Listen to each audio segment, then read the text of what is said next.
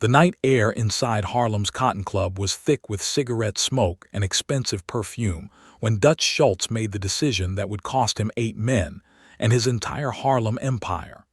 It was September 16th, 1935, a Monday evening when the club's tables were crowded with over 200 guests. The jazz band was in full swing, and illegal liquor flowed as freely as conversation. Among the well-dressed crowd of white socialites, politicians, gangsters, and celebrities sat Ellsworth Bumpy Johnson at a corner table, quietly sipping bourbon and observing the room with the calculated stillness that defined his presence. What happened next would send shockwaves through New York's criminal underworld for generations. Dutch Schultz rose from his prime table near the stage, his face crimson with alcohol and mounting fury, and marched across the polished floor toward Johnson's table with such aggressive intent that conversation stopped mid-sentence, and the band's rhythm faltered. Schultz's bodyguards rushed to follow him as the entire Cotton Club turned to witness what was clearly about to become a confrontation. When Schultz reached Johnson's table, he didn't sit down or lower his voice. Instead, he brought his palm crashing down on the table with such force that Johnson's glass jumped and bourbon splashed across the white tablecloth. And then Schultz began shouting loud enough for every person in that packed nightclub to hear every venomous word. Welcome to this channel. Today, we step into a case that is not just difficult to understand, it reshapes the meaning of fear itself. Like the video, subscribe to this channel and tell me in the comments, where are you watching from? What Dutch Schultz shouted that night at Bumpy Johnson was so racist, so deliberately humiliating, so calculated to demonstrate white superiority over a black gangster, that even in 1935 Harlem, where racial tensions ran high and segregation was the norm, witnesses were shocked by the naked hatred in Schultz's words. He called Johnson boy, told him he had nerve showing his face in the club, said that running policy banks in what Schultz called Negro Town didn't make Johnson a real gangster, claimed he'd been trying to be reasonable with you people and give the coloreds a chance to work for him, but that they were all too stupid to understand when someone was doing them a favor. The insults poured out of Schultz in a torrent of contempt while 200 people watched in stunned silence, while the band had completely stopped playing, while even Schultz's own associates looked uncomfortable at the public spectacle their boss was creating. Bumpy Johnson sat motionless through the entire tirade. He didn't stand up to confront Schultz physically. He didn't reach for the .45 caliber pistol everyone knew he carried. He didn't raise his voice or show any visible reaction to the racial slurs being hurled at him in front of hundreds of witnesses. Johnson simply sat there with an expression so blank, so devoid of emotion, that several people later described it as more frightening than any display of anger could have been, and he waited patiently for Schultz to finish talking. The silence that filled the Cotton Club after Schultz stopped shouting was absolute and terrible. Patrons at nearby tables stared in horrified fascination at this public degradation of a man who was supposed to be one of Harlem's most dangerous operators, but who was sitting there absorbing abuse without fighting back, without defending himself, without doing anything except looking up at the white gangster screaming insults at him. Then Bumpy Johnson spoke, and his voice was so quiet that people had to lean forward to hear him, so calm that it seemed completely disconnected from the fury Schultz had just displayed, so cold that multiple witnesses would later say it was the most terrifying sound they'd ever heard because it contained no anger, no heat, just an absolute certainty that made it sound like a death sentence being pronounced by a judge. Johnson told Schultz he had 7 days to remove every one of his people from Harlem, that after 1 week, any white man Johnson found running policy operations in his neighborhood would die, that Schultz was welcome to insult him in public and call him names in front of all these people if that's what Schultz wanted, but that choices always have consequences, and the consequence of publicly disrespecting Bumpy Johnson was that Schultz's people would start dying, not getting arrested or beaten, but dead, and that Schultz had exactly 7 days to use wisely. Dutch Schultz's response was to throw his head back and laugh, a genuine roaring laugh that filled the silent nightclub, the laugh of a man who found the entire situation absurd and hilarious.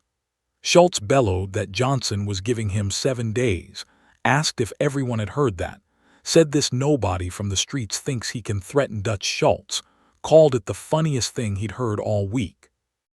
Schultz turned to address the entire crowd like an actor playing to an audience, making sure everyone heard him mock Johnson's threat, making sure everyone understood that he viewed the ultimatum as a joke.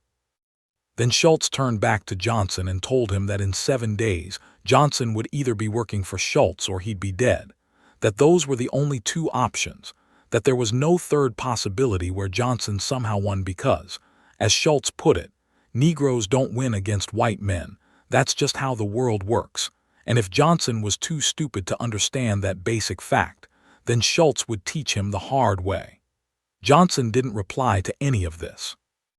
He simply finished the bourbon that remained in his glass, stood up slowly and deliberately, and walked toward the Cotton Club's exit. The crowd parted around him like he was contaminated, like proximity to him was now dangerous after Dutch Schultz had publicly marked him for destruction.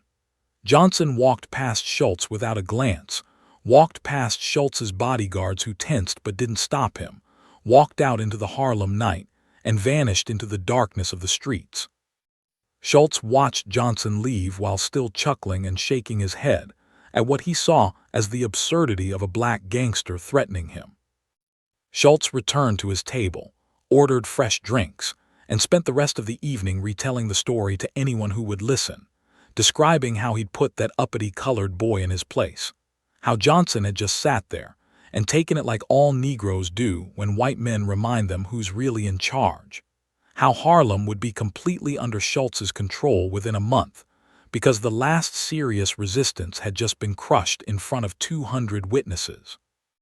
Dutch Schultz went asleep that Monday night believing he'd won a decisive victory, believing he'd publicly humiliated his last significant opponent in Harlem, believing the conflict was essentially finished. Less than 7 hours later, the first corpse was discovered in a garbage can behind a warehouse, and Dutch Schultz began to understand that Bumpy Johnson had not been bluffing. To understand what unfolded over the next 7 days, to comprehend how 8 men died with such systematic precision that it would fundamentally alter New York's criminal power structure for the next century, you need to understand what was going through Bumpy Johnson's mind as he walked out of the Cotton Club that Monday night. Johnson had not been surprised by Schultz's behavior or his racist language. Johnson had known for months that Schultz viewed black gangsters with contempt, that Schultz considered colored operators to be inferior criminals who existed only with white permission, that Schultz believed taking over Harlem would be as simple as showing up with enough money and firepower to overwhelm local resistance. Johnson had been observing Schultz's Harlem campaign for 18 months, had watched Schultz force Madame Stephanie St. Clair into retirement, had seen him drive Casper Holstein out of the policy business, had witnessed him systematically destroy every other significant black operator through a combination of bribes, threats, and violence that was brutally effective, because most of Harlem's gangsters simply lacked the resources to fight back against Schultz's overwhelming advantages in money, political connections, and armed men.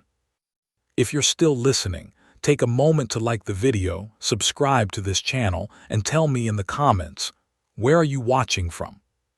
But Johnson had also been watching Schultz make critical mistakes, strategic errors that revealed fundamental misunderstandings about how power actually functioned in Harlem, about what made black gangsters dangerous, about the difference between controlling territory through fear versus maintaining long-term control through community support and organizational competence.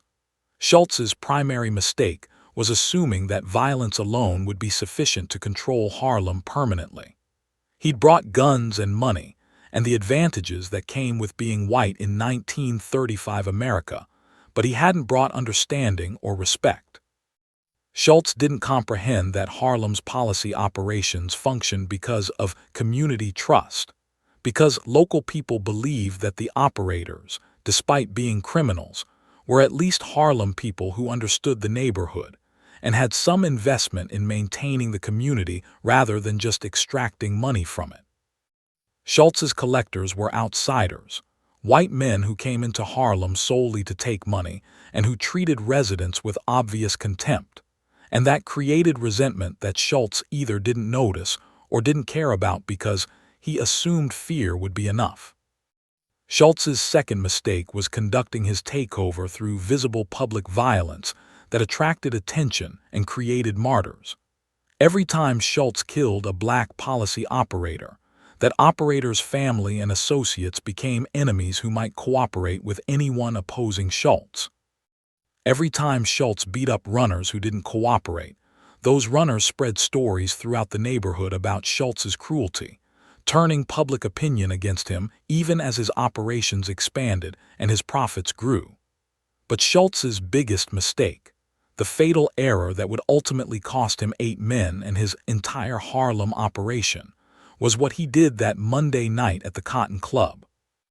By screaming racist slurs at Johnson in front of 200 witnesses, by making the conflict personal rather than business, by turning what could have been a straightforward territorial dispute into a public referendum on whether white gangsters could openly disrespect black gangsters without consequences, Schultz had given Johnson something invaluable.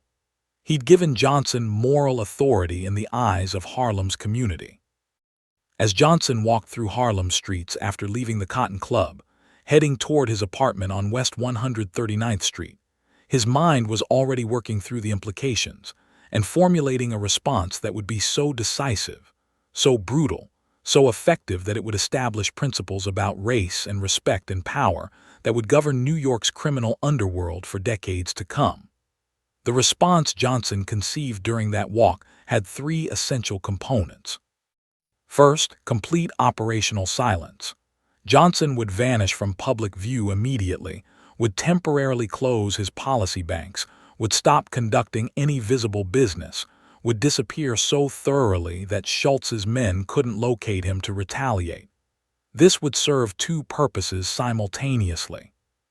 It would protect Johnson from the inevitable counterattack Schultz would launch, and it would create the impression that Johnson had been frightened into hiding by Schultz's public threat, which would make Schultz complacent and careless about security.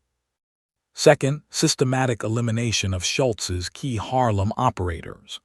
Johnson wouldn't attack Schultz directly because that would be both difficult.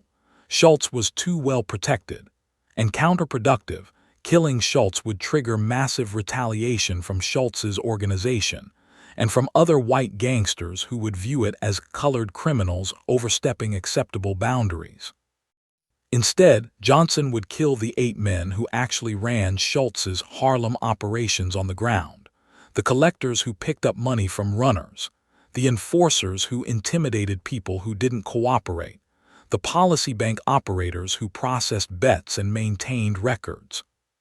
Kill those 8 men, kill them brutally enough to send a message, kill them publicly enough that everyone would know it was happening, kill them with notes that made absolutely clear why they were dying, and Schultz's entire Harlem operation would collapse without Johnson having to fight Schultz's full organization directly. Third, send a message that would outlast this immediate conflict and establish principles for the future. This couldn't be just about driving Schultz out of Harlem in 1935. This had to be about establishing a principle that would govern future interactions between white and black gangsters for generations. The principle that disrespecting black criminals, that using racist language casually, that assuming white superiority gave you license to treat colored gangsters with contempt, all of that would carry severe and fatal consequences. The message had to be clear enough that future white gangsters would think very carefully before calling a black gangster a slur in public, would understand that racial respect wasn't optional but was instead a matter of survival in New York's criminal underworld. Johnson reached his apartment at approximately 1:30 in the morning on Tuesday. He didn't sleep. Instead, he spent the next 4 hours meeting with his most trusted associates, men who'd worked with him for years, who'd proven their loyalty repeatedly, who would follow orders without asking unnecessary questions, and who would keep secrets even under extreme pressure or torture.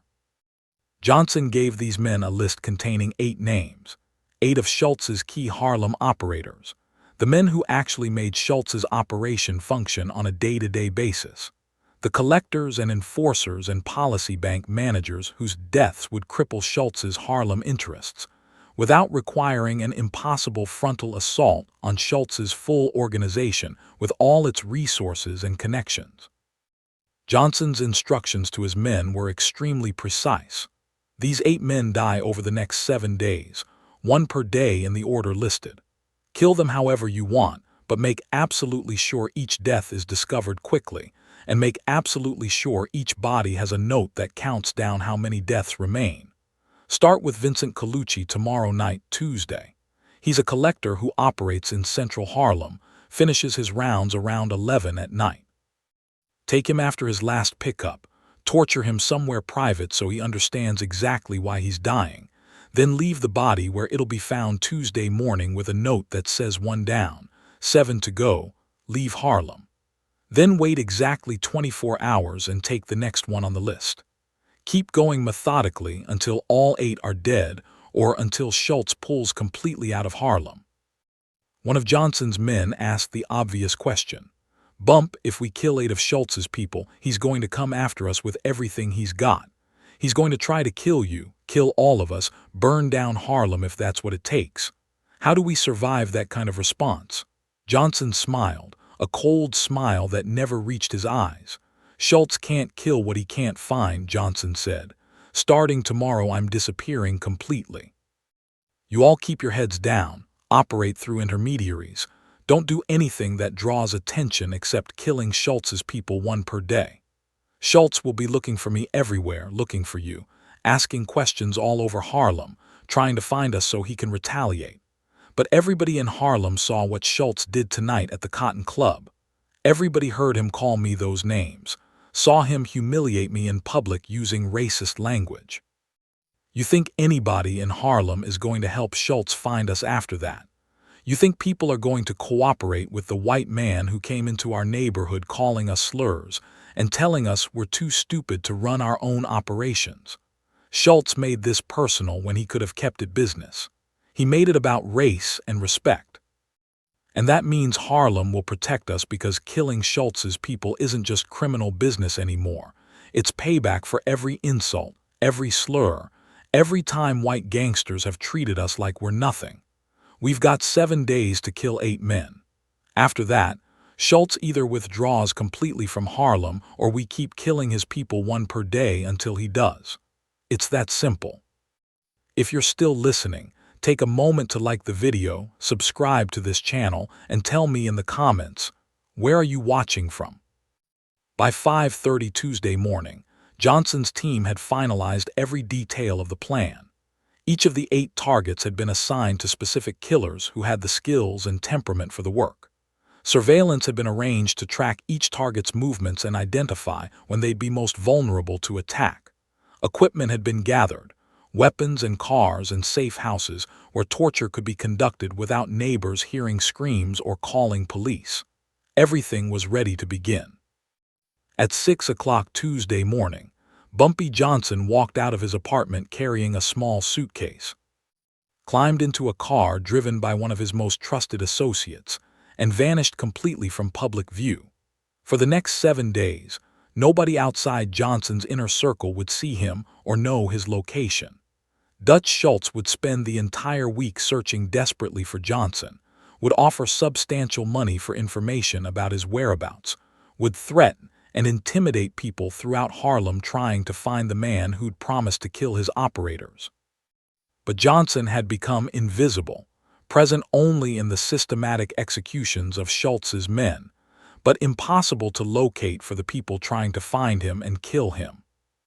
At 6:23 Tuesday morning, less than 5 hours after Johnson had given the kill order, Vincent Colucci's corpse was discovered stuffed inside a metal garbage can behind a warehouse on West 145th Street. Vincent Clutch Colucci, 38 years old, had been one of Schultz's most effective policy collectors in central Harlem for 18 months. He was known for being tough and reliable, had beaten several runners who tried to skim money, was generally considered one of the key people making Schultz's Harlem takeover successful. Colucci had finished his Monday night collections around 11, had accumulated roughly $4,000 in cash and hundreds of betting slips, was supposed to deliver everything to Schultz's main policy bank before going home. Colucci never made that delivery. At approximately 11:15 Monday night, while Schultz was still at the Cotton Club bragging to his associates about how he'd humiliated Bumpy Johnson, 3 of Johnson's men intercepted Colucci's car on a quiet side street, forced him off the road at gunpoint before he could react, dragged him from the vehicle while he was still trying to reach for his own weapon.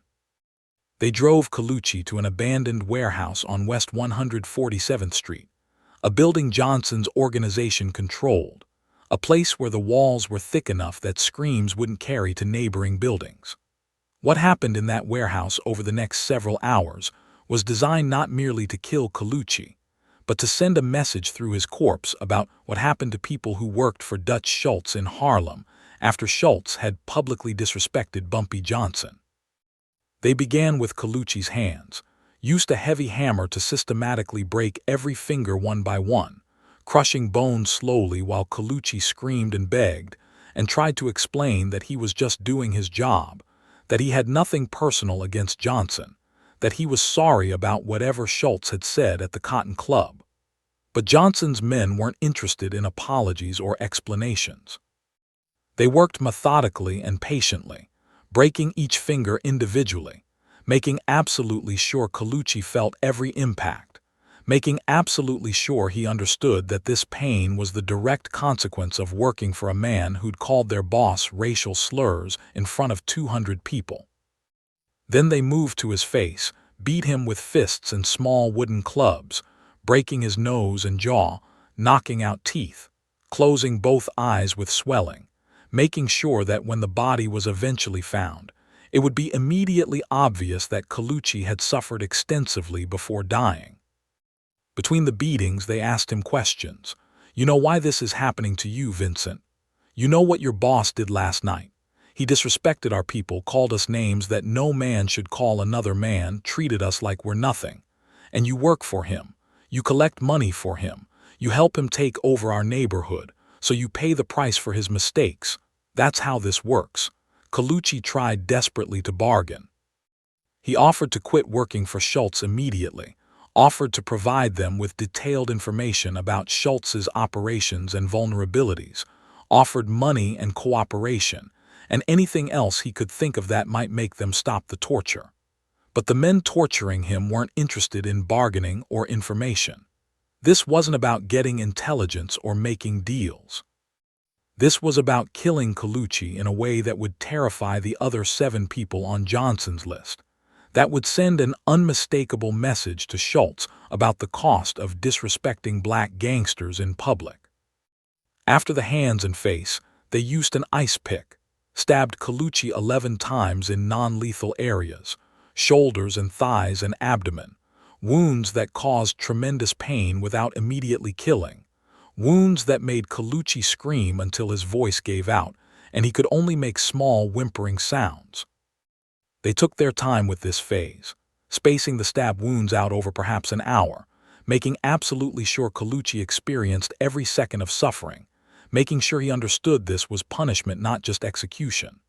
Finally, when Colucci was barely conscious from pain and blood loss and exhaustion, they cut his throat using a large knife to slice through muscle and cartilage and windpipe, cutting so deeply that the blade scraped against vertebrae, nearly severing Colucci's head from his body.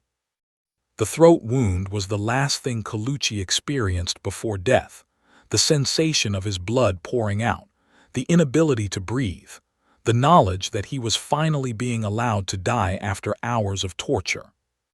They stuffed Colucci's body into the large metal garbage can, drove it to the alley behind the warehouse on West 145th Street, where they knew it would be discovered during morning sanitation rounds, and before leaving, they pinned a note to Colucci's blood-soaked shirt using a straight pin. The note was written in block letters with pencil on ordinary paper, the kind of note that couldn't be traced to any specific person or location. 1 down, 7 to go. Leave Harlem now. At 6:23 Tuesday morning, sanitation worker James Robertson found the can, opened it to see why it was so unusually heavy, discovered Colucci's mangled corpse inside, and immediately began shouting for help while stumbling backward from the overwhelming smell of blood and death.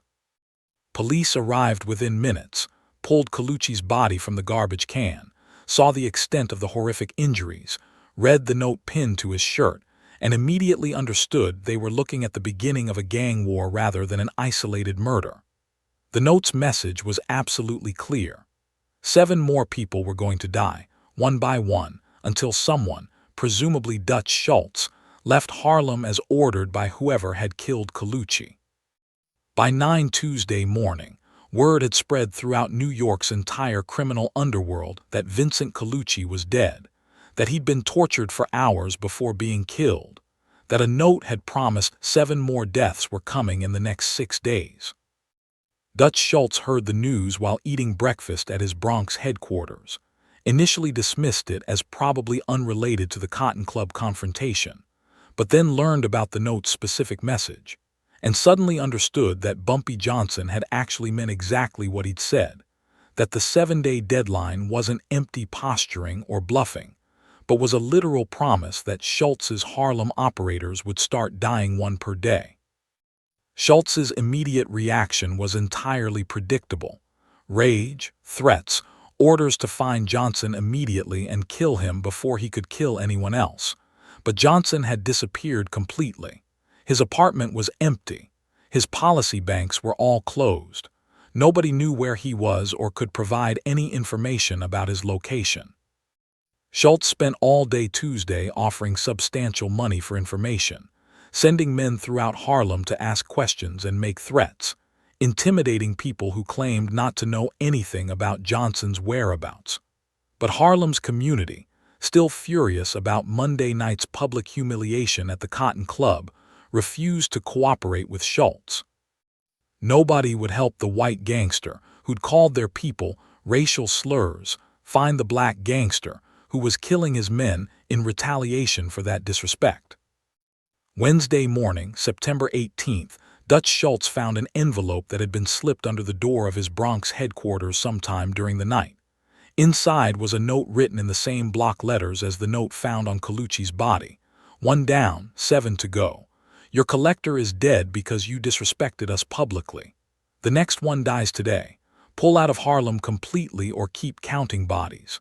Your choice. At 2:15 Wednesday afternoon, Raymond Red Sullivan's body was discovered in an abandoned building on Lenox Avenue, shot once in the back of the head execution style. His 2 bodyguards, who'd been assigned to protect him immediately after Colucci's death, were found nearby, both shot multiple times in what appeared to be a brief gunfight they'd lost decisively. The note pinned to Sullivan's body said simply, 2 down, 6 to go. Thursday morning brought another envelope at Schultz's headquarters. 2 down, 6 to go. Every day you stay in Harlem, another one of your people dies. How many bodies will it take before you understand? Leave now before more die. At 9:40 Wednesday night, technically early Thursday morning, Thomas Little Tommy Brennan was found dead in his apartment, stabbed 17 times with an ice pick, killed in the same methodical torture style that had characterized Colucci's death. The note said 3 down, 5 to go, last chance to leave before 5 more die. If you're still listening, take a moment to like the video, subscribe to this channel, and tell me in the comments, where are you watching from? By Thursday afternoon, Dutch Schultz was no longer dismissive or confident about the situation. He was genuinely frightened in a way he'd never experienced before in his entire criminal career. 3 of his key Harlem operators were dead in just 3 days, killed with precision that suggested careful planning and capability that Schultz had completely failed to anticipate. And the notes kept arriving at his headquarters, kept counting down the remaining deaths, kept reminding him that 5 more executions were promised unless he withdrew completely from Harlem immediately. Thursday evening brought another envelope. 3 down, 5 to go. The next one dies tomorrow, then 4 more after that unless you pull out of Harlem today and nobody else has to die. Your choice to make. Schultz called an emergency meeting with his top lieutenants, ordered them to find Johnson regardless of cost, to kill him and everyone associated with him, to burn down all of Harlem if necessary, but to stop these systematic executions before more men died. But finding Johnson remained completely impossible no matter how much money Schultz offered or how many threats he made. And Schultz's remaining Harlem operators were absolutely terrified, understanding clearly that 5 of them were still on the kill list, that 5 more bodies were coming unless Schultz gave up Harlem entirely and immediately. Friday brought 2 more deaths in rapid succession. Anthony Little Tony Benedetto was beaten to death in an alley behind a restaurant. Joseph Joey Numbers Catalana was shot in the face inside a crowded restaurant, while dozens of witnesses watched 2 black men calmly walk in, execute him at his table, and walk out before anyone could react or stop them. The note said 5 down, 3 to go, and 6 down, 2 to go, leave now or die. Friday evening brought another envelope at Schultz's headquarters, this one containing a message that was longer and more explicit than the previous notes, spelling out exactly why these killings were happening and what Schultz needed to do to stop them. 6 down, 2 to go. You want to know why your people are dying? Because you disrespected us in public. You came into our neighborhood, called us racial slurs, told us we're too stupid to run our own operations, treated us like we're nothing because of our skin color. You thought being white made you superior and gave you the right to insult us. You thought we'd just accept your insults and submit like good Negroes. You were completely wrong about that. Get out of Harlem immediately. Never come back. And don't ever disrespect black men again unless you want more of your people to die. This is your last warning. The final 2 executions happened over the weekend. Saturday morning, Harold Bunny Weinstein, one of Schultz's top lieutenants who'd been directly coordinating the entire Harlem operation, was found shot in the back of the head in his car on West 47th Street in Midtown Manhattan, killed in broad daylight in one of the busiest parts of the city. The note said 7 down, 1 to go, your weekend comes tomorrow. Dutch Schultz spent all day Saturday in a state of near panic, barricaded inside his Bronx headquarters, surrounded by armed bodyguards, sending urgent messages to his one remaining Harlem operator Patrick O'Brien, telling him to go into hiding immediately, to survive Sunday, to prove that Johnson's threats weren't inevitable and couldn't be carried out perfectly. O'Brien spent Sunday in a safe house in the Bronx, protected by 4 heavily armed guards who'd been told their only job was keeping O'Brien alive for 24 hours.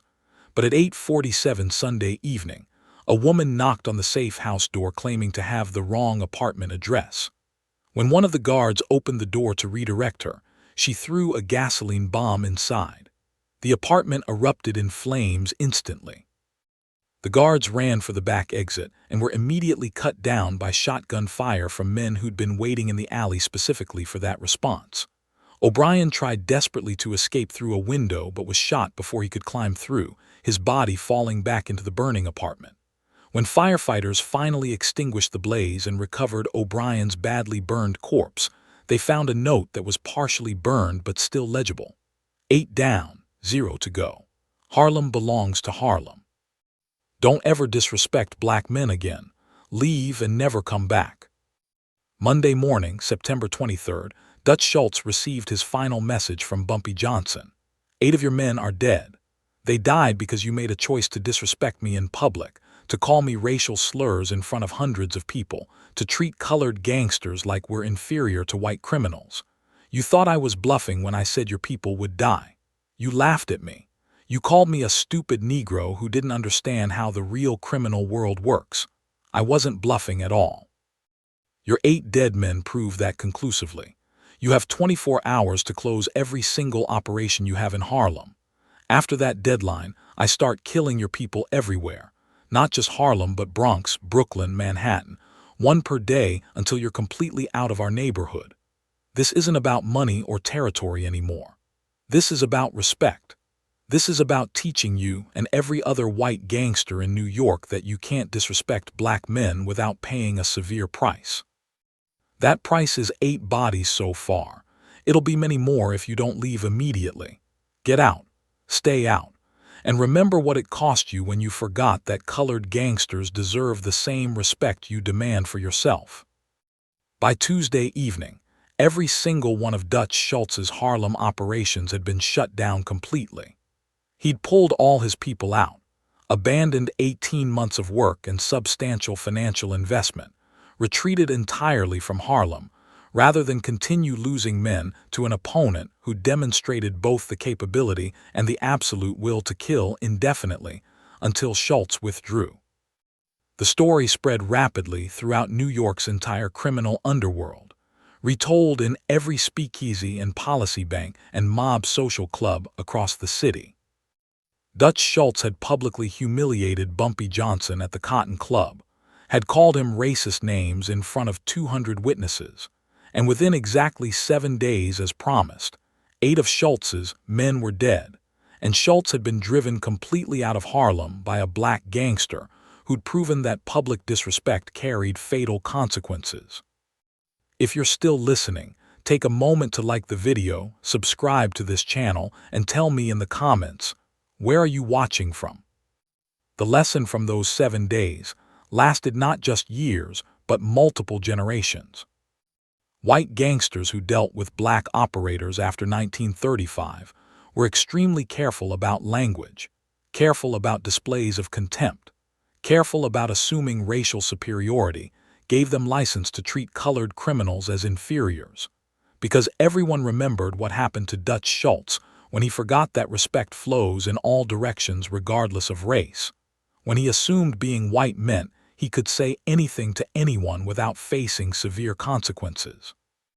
Bumpy Johnson emerged from hiding on Tuesday, September 24th, walking casually down Lenox Avenue like he'd never been gone, like nothing unusual had happened. When newspaper reporters asked him about the 8 murders that had terrorized Schultz's organization, Johnson's response was simple and direct. "I don't know what you're talking about specifically, but I'll say this much. Harlem protects its own people. Anybody who comes here disrespecting our community, calling us names, treating us like we're nothing, they learn very quickly that choices have consequences." Dutch Schultz made his choice Monday night at the Cotton Club.